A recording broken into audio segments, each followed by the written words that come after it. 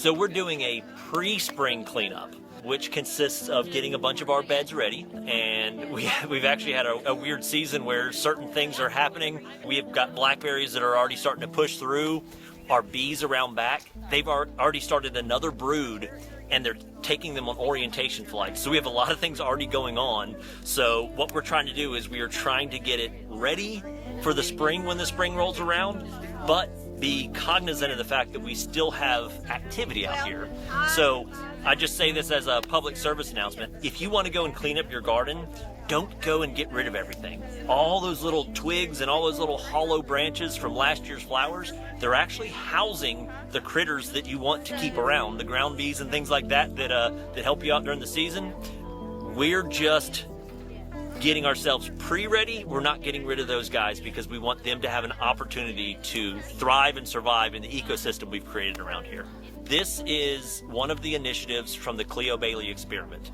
We have the property where the Cleo Bailey School is housed, and on the back piece of the property, we have about a half-acre urban garden where we do educational classes, we do fellowship, we do lots and lots and lots of growing, and we're getting people's hands back in the soil. We're getting people opportunities to volunteer and giving them an opportunity to learn about where their food comes from.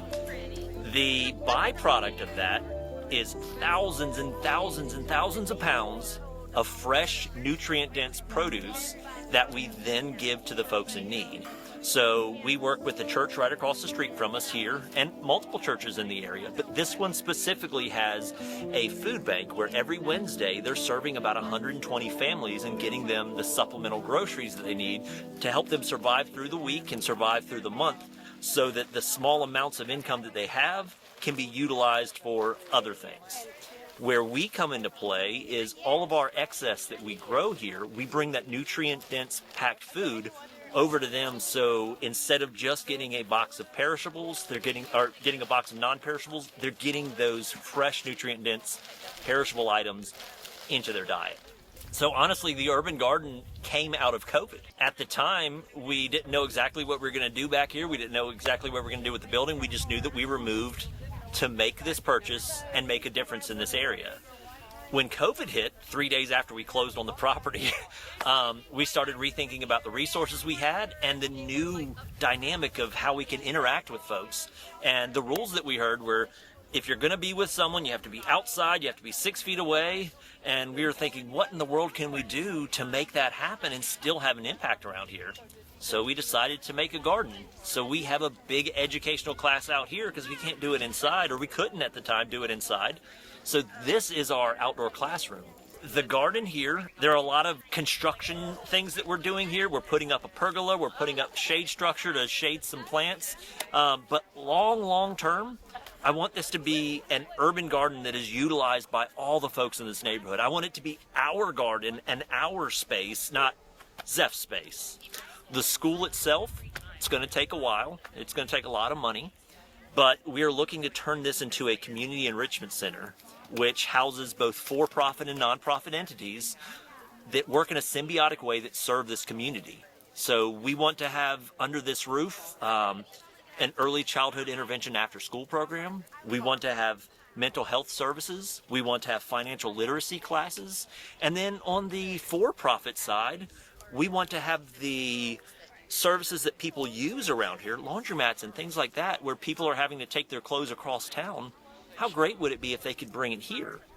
And on the other side of that token, what if they went to one of our financial literacy classes, and for doing so, they were given some money on a card, which then could be utilized at the for-profit entities that run in this building. So that's that symbiotic piece to it. We want the services that are desired and the services that are needed to feed one another. It does not happen at all without volunteers. Nobody is paid to do this. It's a project of passion. And this year, I started a new venture, which has been taking a lot of my time. And I have 3 volunteers who are super dedicated that have stepped up to the plate and basically said, Zeph, we got you this year. We will manage this garden. We will manage all the little intricate things, let you do what you do, and we are going to step up. So without the volunteers, without the individuals who are organizing it, and without the people with their hands in the soil, it doesn't happen. And honestly, this space, if it was just me doing it, or me and a couple of people that I paid to do it, it wouldn't be solving the goal here. It wouldn't be fulfilling that piece. It's the volunteers that are out here working with one another, getting to know one another, meeting people from different walks of life. That's what it's about anyways. Keep an eye out for our Facebook and our Instagram posts. We'll have a calendar of different events there. We also have a website, cleobailey.org, where you can go on there and you can click on the I want to help, or I have a story, or we have all these different little spots where you can find ways to plug in and be a part of this program. If you're at the point in your life where you do not have time, but you have desire for this to grow, there's also a donate button on there. People from all walks of life have different skill sets and they have different resources. However your resource can plug in is needed here.